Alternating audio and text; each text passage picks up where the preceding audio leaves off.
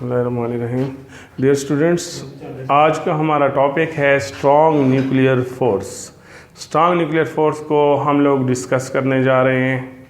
देखें, चूँकि हम लोग न्यूक्लियर फिज़िक्स का चैप्टर स्टार्ट कर चुके हैं, तो न्यूक्लियर फिज़िक्स के लिए ये चीज़ इम्पॉर्टेंट है कि आखिर वो कौन सी फोर्स है जो न्यूक्लियस के अंदर मौजूद न्यूक्लियंस को जोड़े रखती है।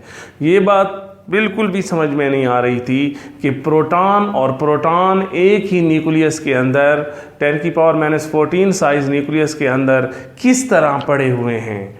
प्रोटॉन में तो कूलम रिपल्सिव फोर्स होती है, तो किसी न्यूक्लियस के अंदर, जैसे यूरेनियम का अगर आप न्यूक्लियस देखें तो उसके अंदर 92 प्रोटॉन्स पड़े हुए हैं। आयरन के न्यूक्लियस में देखें तो 26 प्रोटॉन पड़े हुए हैं। इस तरह हर हीलियम के अंदर देखें तो 2 प्रोटॉन पड़े हुए हैं। तो there are so many types, आपको पता है एटॉमिक न्यूक्लियाइड्स कई हैं आपके पास पीरियोडिक टेबल में, तो उसमें प्रोटॉन्स इकट्ठे पड़े हुए हैं। चलो न्यूट्रॉन तो समझ में आता है कि न्यूट्रॉन न्यूट्रल पार्टिकल है, वो इकट्ठे पड़े हुए हैं, लेकिन प्रोटॉन्स इतनी बड़ी तादाद में इकट्ठे, आखिर न्यूक्लियस फट क्यों नहीं जाता है? तो इसका आंसर साइंटिफिक सोसाइटी ने जो है तलाश किया और उन्होंने एक फोर्स की बात की जिसको हम कहते हैं strong nuclear force. Strong nuclear force कौन सी फोर्स होती है? इसके मुतालिक हमारा ये कहना है, this is the attractive force with repulsive core. तो ये जो फोर्स है, attractive force between proton neutron proton and proton neutron, जो अट्रैक्टिव फोर्स होती है, इसको हम लोग क्या कहते हैं कि ये जो है is called strong nuclear force.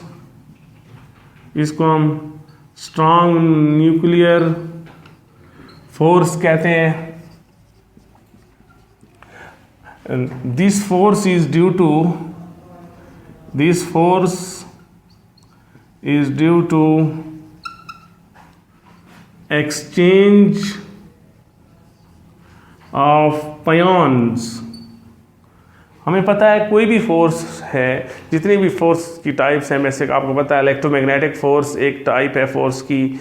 जो बेसिक फोर्सेस हैं नेचर में, इलेक्ट्रोमैग्नेटिक के एक्सचेंज पार्टिकल को हम फोटॉन्स कहते हैं, ग्रेविटेशनल फोर्स के एक्सचेंज पार्टिकल को हम ग्रेविटॉन कहते हैं, और इसी तरह जो है वीक न्यूक्लियर वालों को हम बोसॉन्स कहते हैं, और स्ट्रॉन्ग न्यूक्लियर वालों को हम पयान्स कहते हैं।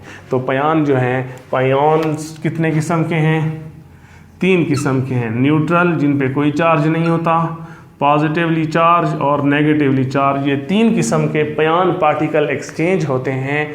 तो उनके एक्सचेंज की वजह से जो फोर्स है उसको हम स्ट्रॉन्ग न्यूक्लियर फोर्स कहते हैं। और ये फोर्स जो है, इसमें प्रोटॉन और प्रोटॉन के केस में जो पार्टिकल एक्सचेंज होते हैं उनको हम न्यूट्रल पयान्स कहते हैं, न्यूट्रल पयान्स। और इस तरह न्यूट्रॉन केस में जो एक्सचेंज पार्टिकल हैं वो भी न्यूट्रल हैं, चार्ज कंजर्व करने के लिए। ये जो पार्टिकल एक्सचेंज होते हैं वो चार्ज वगैरह और मोमेंटम की कंजर्वेशन के हिसाब से होते हैं। और इस तरह प्रोटॉन टू न्यूट्रॉन जो एक्सचेंज होते हैं वो पॉजिटिव पयान होते हैं, न्यूट्रॉन टू प्रोटॉन जो होते हैं वो नेगेटिव पयान होते हैं।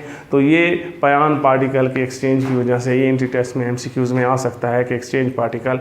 और याद रखें, ये जो स्ट्रॉन्ग न्यूक्लियर फोर्स है ये प्रोटॉन के दरमियान भी उतनी ही अट्रैक्टिव है जितनी न्यूट्रॉन के दरमियान और जितनी प्रोटॉन न्यूट्रॉन के दरमियान।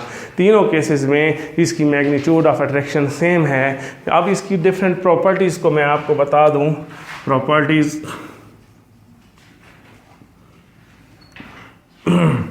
याद रखें कि जो पहली प्रॉपर्टी है, जैसे मैंने वो एक तो ऊपर मेंशन कर दी है डेफिनेशन में कि अट्रैक्टिव फोर्स है विद रिपल्सिव कोर।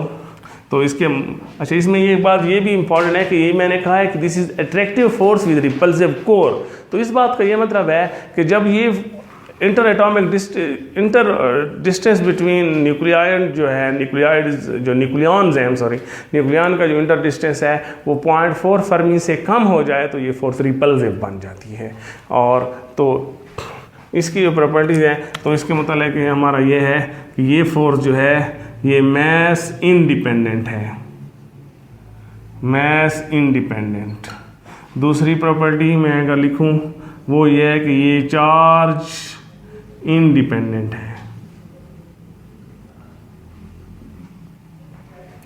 तीसरी अगर मैं लिखूं तो और भी जितने मतलब ये टेम्परेचर पे, एनवायरनमेंट पे, उन चीज़ों पे भी डिपेंड नहीं करती। और ये फोर्स जो है ये स्पिन डिपेंडेंट है, ये स्पिन ऑफ द न्यूक्लियाइड्स पे डिपेंड करती है, न्यूक्लियॉन्स पे स्पिन के ऊपर डिपेंड करती है। और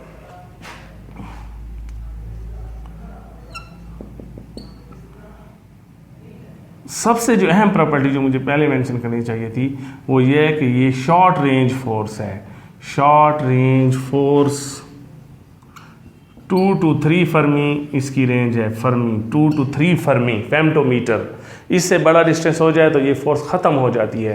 यानी कि ये फोर्स सिर्फ और सिर्फ नेबर न्यूक्लियाइड्स की, यानी कि अगर एक न्यूट्रॉन पड़ा है तो अपने नेबर वाले न्यूट्रॉन और प्रोटॉन को ये अट्रैक्ट कर रहा होगा। न्यूक्लियस के अंदर जो मज़ीद जो दूर पड़े हों वहाँ तक उसकी अट्रैक्शन, इसलिए हम कहते हैं कि दिस ओबे सैचुरेशन प्रॉपर्टी। तो ये सैचुरेटेड फोर्स होती है, मतलब है तीसरा, ये फोर्थ, फिफ्थ, सैचुरेशन प्रॉपर्टी मतलब है ये फोर्स बिल्कुल सैचुरेटेड होती है, बिल्कुल नेबर तक होती है, दूर तक ये मौजूद नहीं होती, बस उसकी एक शॉर्ट रेंज तक ये सैचुरेटेड होती है। तो ये सैचुरेशन प्रॉपर्टी, तो ये थोड़ा सा मैंने आपको बता दिया क्योंकि स्ट्रॉन्ग न्यूक्लियर फोर्स को पढ़ना हमारे लिए लाजमी है कि जब आप न्यूक्लियर फिजिक्स पढ़ रहे हैं तो न्यूक्लियर फोर्स का पढ़ना तो आप लोगों के लिए निहायत ही लाजमी चीज़ है। तो ये जो है स्ट्रॉन्ग न्यूक्लियर फोर्स, जिसको हम न्यूक्लियर फोर्स कहते हैं। और 6th प्रॉपर्टी जो मैं लिखूं कि it is non central. Non central mean non conservative है ये, जैसे ग्रेविटेशनल फोर्स सेंट्रल फोर्स है, इलेक्ट्रिक फोर्स सेंट्रल फोर्स है, तो ये नॉन सेंट्रल फोर्स है। तो ये भी इसके मुतालिक आपको बेसिक बातें मैंने आपको जस्ट थोड़ा सा लेक्चर में इंट्रोडक्शन टाइम में आपको बता रहा हूँ उसका, कि ये फोर्स जो है किस लिए जो है हम पढ़ते हैं। और बेसिक चीज़ें मैंने आपको उसकी बेसिक पॉइंट्स जो है वो आपको मैंने बता दिए। और एक और पॉइंट अगर आप कहते हैं तो मैं वैसे जो बता चुका हूँ तो फिर कह देता हूँ कि ये जो फोर्स है it become repulsive for distance less than 0.4 femtometre fermi. 0.4 fermi से डिस्टेंस अगर न्यूक्लियॉन के दरमियान कम हो जाए तो ये फोर्स रिपल्सिव हो जाती है। और तो इसमें ये बात इंपॉर्टेंट है कि इसका जो कोर है वो रिपल्सिव है। बहरहाल तो ये थोड़ा सा मैंने आपको इंट्रोडक्शन इसके मुतालिक बता दिया। अब हम जो अगली चीज़ की तरफ जाते हैं उसका नाम है mass defect and binding energy. Mass defect and binding energy जो है उस पॉइंट पर आपको बताऊँगा कि वो क्या टर्म है और उसकी इसकी न्यूक्लियस की स्टेबिलिटी में क्या रोल है वगैरह वगैरह।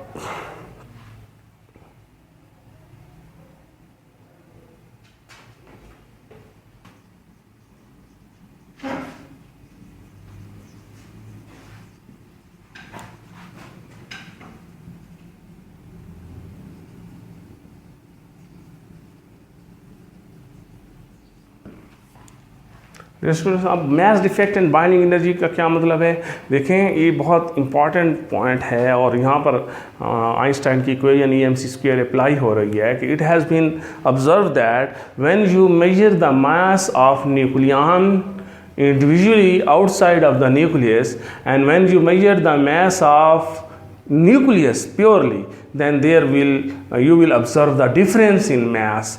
और mass में कमी आ जाती है, mass में डिफेक्ट आ जाता है न्यूक्लियस के अंदर, तो इसको हम लोग mass डिफेक्ट कहते हैं। mass डिफेक्ट, अब इसका क्या मतलब है कि mass किधर चला गया है, तो ये बात इंपॉर्टेंट है। देखें मिसाल के तौर पे ये आपके पास एक प्रोटॉन है, mass ऑफ प्रोटॉन और ये आपके पास एक इंडिविजुअली एक न्यूट्रॉन है, मैस ऑफ न्यूट्रॉन, और आप इनका मैस करते हैं और आपको इनका मैस मिल जाता है m, वो mess of proton plus mass of neutron. अब अगले स्टेप में फ़र्ज़ करें ये फ्यूजन के बाद आप you have a deuteron which consist of proton and neutron, deuteron nucleus है ड्यूट्रॉन, और अगर आप mess of deuteron find out करते हैं तो आप देखेंगे कि ड्यूट्रॉन का मैस इस मैस से कम हो गया है। तो ये मैस ड्यूट्रॉन के अंदर कम हो जाना, आप इसको कैलकुलेट भी कर सकते हैं, आपकी बुक में इसको यूजुअली कैलकुलेट किया हुआ है, इधर टाइम नहीं है कि मैं आपको, आप सिंपल उसको कैलकुलेट कर लें। आप प्रोटॉन का मैस आपको दबा नहीं आता है, न्यूट्रॉन का आता है, ड्यूट्रॉन न्यूक्लियस का मैस ले लें तो वो उसकी वैल्यू गिवन है, डिफरेंस निकाल लें। तो अब ये जो मैस का फ़र्क आ रहा है, इसको हम मैस का फ़र्क जो आ रहा है डेल्टा m, यानी कि mass of proton plus mass of neutron minus mass of deuteron, इस चीज़ को हम मैस डिफेक्ट कहते हैं। That is the mass defect, mass में जो कमी। अब अगर आप इस मैस डिफेक्ट को डेल्टा m को c² से मल्टीप्लाई कर दें तो आपको एनर्जी मिलेगी, उस एनर्जी को हम लोग बाइंडिंग एनर्जी कहते हैं। बाइंडिंग एनर्जी क्या क्या मतलब है इस बात का, मिसाल के तौर पे इसका आंसर आ जाता है 2.3 मेगा इलेक्ट्रॉन वोल्ट ड्यूट्रॉन के केस में, यानी कि ड्यूट्रॉन का मैस डिफेक्ट ले लें और c² से मल्टीप्लाई करके और आंसर को इलेक्ट्रॉन वोल्ट में तब्दील कर लें जूल्स की बजाय, तो ये आंसर आता है। इसका मतलब ये है कि अगर आप न्यूट्रॉन के न्यूक्लियस को दोबारा ब्रेक करना चाहते हैं प्रोटॉन और न्यूट्रॉन में तो आपको इतनी एनर्जी चाहिए, और इस एनर्जी को हम कहते हैं बाइंडिंग एनर्जी। तो मतलब ये हुआ कि जब प्रोटॉन और न्यूट्रॉन अलग अलग पड़े थे तो उनका मैस ज़्यादा था, और न्यूक्लियस के अंदर जब फ्यूज़ हो गए तो उनका मैस गायब हो गया। जो मैस गायब हो गया वो किधर चला गया, वो बाइंडिंग एनर्जी में कन्वर्ट हो चुका है। ये उस बात का पक्का सबूत है कि जब आप न्यूट्रॉन के न्यूक्लियस को तोड़ना चाहते हैं तो दोबारा आपको इतनी मैग्नीट्यूड की एनर्जी देनी होती है, और ये एनर्जी दोबारा मैस में कन्वर्ट हो जाती है, और इंडिविजुअल प्रोटॉन और न्यूट्रॉन हैवियर होते हैं as compare to pure deuteron nucleus. तो ये बड़ी दिलचस्प बात है कि मैस जो है न्यूक्लियस से बाहर न्यूक्लियन का ज़्यादा होता है, और विद इन द न्यूक्लियस वो मैस कम हो जाता है, और इस कमी को हम मैस डिफेक्ट कहते हैं। और ये जो मैस की डिफेक्ट है और इसको c² से मल्टीप्लाई कर दें तो आपको बाइंडिंग एनर्जी मिल जाती है। और बाइंडिंग एनर्जी क्या चीज़ होगी डियर स्टूडेंट्स, ये बाइंडिंग एनर्जी किस तरह डिफाइन करेंगे, minimum energy require to separate nucleon into the nucleus या from nucleus। न्यूक्लियस के अंदर से जो न्यूक्लियन है उनको सेपरेट करने के लिए जो आपको कम से कम एनर्जी दरकार होती है वो बाइंडिंग एनर्जी होती है, और वो कहाँ से मिलती है, मैस से मिलती है। यानी कि that is interesting example of EMC² कि यानी कि यहाँ पर जो ये जो रिएक्टेंट हैं और ये जो प्रोडक्ट है, प्रोडक्ट का जो मैस है वो कम हो रहा है, तो प्रोडक्ट का मैस किधर जा रहा है, एनर्जी में कन्वर्ट हो रहा है। और अगर आप इसको उलट रिवर्स कर दें प्रोसेस को, न्यूक्लियस न्यूट्रॉन का न्यूक्लियस जो है वो फ्यूज़ की बजाय उसको ब्रेक करवा दें, तोड़ दें, और दोबारा उससे प्रोटॉन न्यूट्रॉन ले आएँ, तो वो जो एनर्जी गायब हुई थी वो आपको देनी होगी और वो दोबारा मैस में कन्वर्ट हो जाएगी। लिहाजा एनर्जी मैस कंजर्वेशन जो है वो इसमें इन्वॉल्व है, मैंने आपको सीधा बताया। तो जर्नल जो है मैस डिफेक्ट का, मैं अगर जर्नल फार्मूला लिखूं डियर स्टूडेंट, मैस डिफेक्ट का जर्नल फार्मूला मेरे पास क्या आ जाएगा, इसी इक्वेशन को देखें। प्रोटॉन की तादाद क्या होती है, प्रोटॉन की तादाद होती है Z is population number of proton, and neutron A minus Z, neutron minus mass of nucleus. तो ये आपके पास मैस डिफेक्ट। देखें आप ड्यूट्रॉन के लिए आपको पता है ड्यूट्रॉन का Z क्या होता है, ड्यूट्रियम का Z क्या होता है 1, तो यहाँ पुट करें, यहाँ 1 आ जाएगा। और न्यूट्रॉन का ए क्या होता है 2, 2 - 1 1 वापस आ जाएगा और ये न्यूट्रॉन बन जाएगा। तो ये जर्नल फार्मूला मैंने आपको बता दिया है। ये फार्मूला आप किसी भी न्यूक्लियस के लिए अप्लाई कर सकते हैं। तो ये मैच डिफेक्ट का जर्नल फार्मूला है। और फिर बाइंडिंग एनर्जी का क्या फार्मूला हो जाएगा dear students?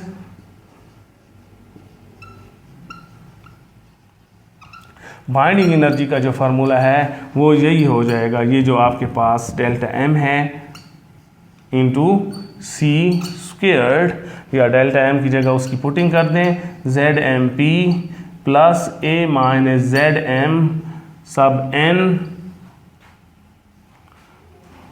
Minus mass of nucleus multiply by C squared. तो ये आपके पास जो है एक जर्नल फार्मूलेशन मैंने आपको बाइंडिंग एनर्जी के लिए भी बना दी है। अगर इससे कोई सिंपल एमसीक्यूज आएँ तो आप सॉल्व कर सकते हैं। तो ये बहुत बेसिक कंसेप्ट मैंने आपको बताया है मैच डिफेक्ट और बाइंडिंग एनर्जी का। याद रहे, दैट्स वेरी इंटरेस्टिंग कि ये क्यों हो रहा है।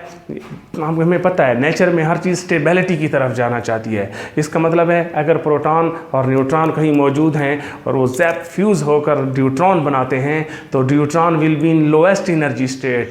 लोएस्ट एनर्जी स्टेट का मतलब यह है कि वो मिनिमम एनर्जी स्टेट में चला गया है और उसका जो मैस है, चूँकि mass is a concentrated form of energy, वो फर्दर एनर्जी में कन्वर्ट होकर बाइंड करने में यूज़ हो चुका है। तो ये जो है वो बाइंडिंग एनर्जी में कन्वर्ट हो चुका है और वो ये ड्यूट्रॉन का न्यूक्लियस स्टेबल है एज़ कम्पेयर टू दिस।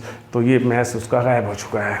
यानी कि नेचर में हर चीज़ स्टेबिलिटी की तरफ जाना चाहती है, स्टेबिलिटी की तरफ जाना चाहती है। इसका मतलब है binding energy is measure of the stability.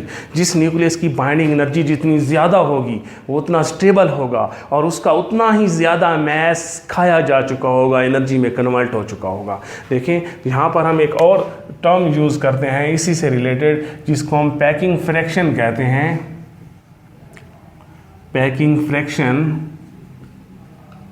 Packing fraction जो है उसको F से डिनोट करते हैं। पैकिंग फ्रैक्शन को वो क्या चीज़ है? Binding energy divided by number of nucleons, यानी कि बाइंडिंग एनर्जी पर न्यूक्लियॉन जो है वो पैकिंग फ्रैक्शन है। That is very interesting. यानी कि अब अगर आप न्यूट्रॉन का पैकिंग फ्रैक्शन निकालना चाहें फॉर न्यूट्रॉन तो वो क्या आ जाएगा? 2.3 बाइंडिंग एनर्जी है और उसके न्यूक्लियॉन कितने हैं? 2। तो ये उसका पैकिंग फ्रैक्शन आ जाएगा, मतलब है 1.15 समथिंग, इस तरह ये उसका पैकिंग फ्रैक्शन आ जाएगा। तो ये 1 पॉइंट में याद रखें कि पैकिंग फ्रैक्शन जो है that is measure of stability of the nucleus. ये स्टेबिलिटी ऑफ न्यूक्लियस पे डिपेंड करती है। जिस न्यूक्लियस का पैकिंग फ्रैक्शन बहुत ज़्यादा होगा, इसका मतलब है उसका उतना ही ज़्यादा मैस एनर्जी में न्यूक्लियन को बाइंड करने में कन्वर्ट हो चुका है और वो न्यूक्लियस स्टेबल है, वो किसी न्यूक्लियर रिएक्शन में हिस्सा नहीं लेगा। आपको पता है 2 किस्म के फेमस न्यूक्लियर रिएक्शन हैं, एक का नाम फ्यूजन है जिसमें न्यूक्लियस ब्रेक होता है, और एक फ्यूजन है जिसमें न्यूक्लियन एक न्यूक्लियस बनाते हैं, फिजन फ्यूजन। तो उस सेंस में जो है ये आपके पास पैकिंग फ्रैक्शन का कंसेप्ट है। और याद रहे ये जो पैकिंग फ्रैक्शन है, ये जो वैल्यू है, इसकी वैल्यू ऑफ ये जो F है is greater for A is equal to 20 to 140। यानी कि ये जो पैकिंग फ्रैक्शन है इसकी वैल्यू पीरियोडिक टेबल में एटॉमिक मैस नंबर 20 से लेकर 140 तक ज़्यादा है, और सबसे ज़्यादा 56 आयरन की है, आयरन 56 की है जो कि 8.8 है। यानी कि अगर मैं यहाँ पर डिस्कस करूँ जिसको आप लोग फेमस बाइंडिंग एनर्जी कर्व कहते हैं, अगर मैं यहाँ बाइंडिंग एनर्जी कर्व को डिस्कस करूँ तो वो आप देखें कि वो किस तरह होगी। बाइंडिंग एनर्जी कर्व में डियर स्टूडेंट्स मैं किसको किसके अगेंस्ट प्लॉट करूँगा? I will be plotting this packing fraction F against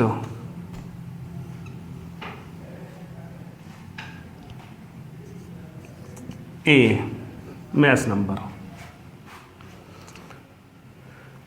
तो अगर आप देखें तो बॉटम लाइन पर जो कर्व होगी यहाँ पर यही होंगे आपके, प्रोटॉन हो गया, न्यूट्रॉन हो गया, ट्राइटॉन वगैरह वगैरह, लिथियम भी इधर ही है पर, और बाकी एक इधर पीक्स बनती हैं। ये थोड़ा ग्राफ में बड़ा करके बना रहा हूँ समझाने के लिए। ये तो ये पीक किसकी हैं? Helium 4, beryllium 8, carbon 12, oxygen 16, neon 20। Dear student, ये 4 न्यूक्लियाइड ऐसे हैं, इसका मतलब ये है कि ये जो लाइटर न्यूक्लियाइड है ना, इनका F थोड़ा है। ये बात जहन में रखें कि मैंने कहा कि जो F की वैल्यू सिग्निफिकेंटली लार्ज है या अच्छी है, वो 20 से 1 किधर चला गया, इज इक्वल टू 20 से लेकर, I am sorry for that, is equal to 40 से लेकर 120 तक है। पैकिंग फ्रैक्शन की जो सिग्निफिकेंट अच्छी वैल्यू है वो ये मुझसे इधर बताने में गलती हुई है, इज इक्वल टू 40 से लेकर 20 तक जो है वो वैल्यू लार्ज है और वो नियरली 8.5 मेगा इलेक्ट्रॉन वोल्ट है, और सबसे ज़्यादा टॉप पे 8.8 है, रफली 8.5 या 8 लें। तो इसका मतलब ये है कि जो लाइटर न्यूक्लियाइड हैं 40 से नीचे वाले, उनकी बाइंडिंग एनर्जी क्या है, बाइंडिंग या packing friction binding energy per nucleon क्या है, कम होनी चाहिए। लेकिन 1 2 3 4 5 ये ऐसे न्यूक्लियाइड है जिनमें 4 का डिफरेंस याद रखें, 4 + 4 8 + 4 12 + 4 16 + 4 20। ये समलाइटर होने के बावजूद भी इनकी जो पैकिंग फ्रैक्शन है या बाइंडिंग एनर्जी पर यूनिट का डिफरेंट वजूहत की बुनियाद पर, वो वजूहत बनाना मैं लाजमी नहीं समझता, उनकी बुनियाद पर ये ज़्यादा है इनकी, यानी कि लाइटर होने के बावजूद भी। और इसके बाद जो है ये कर्व ऊपर चली जाती है, मतलब है 56 आयरन जो है, जहाँ A56 आएगा तो ये फिर 56 पे बहुत अच्छी है, जो 8.8 मेगा इलेक्ट्रॉन वोल्ट है आयरन के लिए, आयरन Fe। और उसके बाद जो है डियर स्टूडेंट 120 के बाद ये कम होना शुरू हो जाती है डेफिनेटली, और 120 के बाद ये कम होते होते जब ये 238 पे पहुंचती है तो बहुत कम हो जाती है। 238 पे ये 7.7 या 7.6 या 5 मेगा इलेक्ट्रॉन वोल्ट हो जाती है, जैसे फॉर यूरेनियम। और उसके बाद फर्दर इसमें रैपिड डिक्रीज आता है। इसका मतलब यह है कि ये जो बाइंडिंग एनर्जी कर्व मैंने आपको थोड़ी सी बड़ी करके बनाई है तो थोड़ी सी आपको अजीब अजीब नज़र आ रही होगी बहरहाल।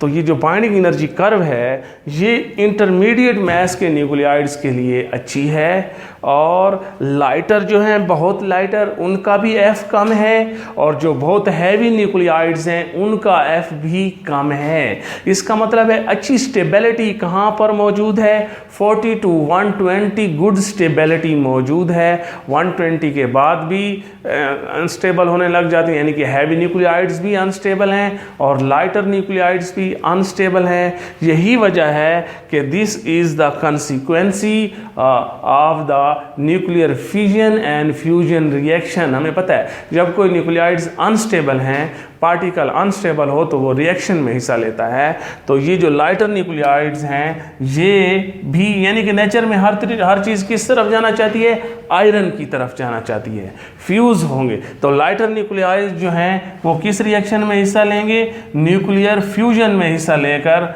आयरन की तरफ मूव करना चाहेंगे। या हीलियम भी अच्छा है तो अच्छी स्टेबिलिटी है। और जो हैवी न्यूक्लियाइड्स हैं जैसे यूरेनियम, ये टूट कर बेरियम और क्रिप्टॉन बनाकर, और बेरियम क्रिप्टॉन भी आयरन की तरफ ही हैं, तो हैवियर न्यूक्लियस ब्रेकअप होकर और लाइटर न्यूक्लियस फ्यूज़ होकर आयरन की तरफ जाना चाहते हैं। तो इसका मतलब है यहाँ पर जो रिएक्शन होंगे वो न्यूक्लियर फ्यूजन रिएक्शन होता है और इस तरफ फ्यूजन रिएक्शन होता है। तो ये बाइंडिंग एनर्जी कर्व हमें बताती है कि क्यों न्यूक्लियर रिएक्शन जो वो होते हैं। तो ये बाइंडिंग एनर्जी कर्व के मुतालिक मैंने आपको बेसिक आप लोगों के लेवल के हिसाब से आपका जो 12th ग्रेड है या ये उसके हिसाब से मैंने ए लेवल जो है उसके हिसाब से बताने की कोशिश की कि ये बाइंडिंग एनर्जी किस तरह इम्पॉर्टेंट है और किन न्यूक्लियाइड की ज़्यादा है, किन की कम है।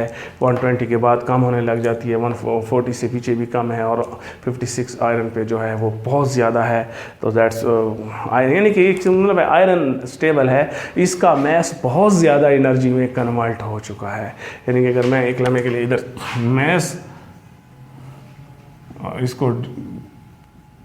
मैस का जो डिफेक्ट है उसको प्लॉट करता हूँ तो आयरन जो है वो बॉटम पे आ जाता है।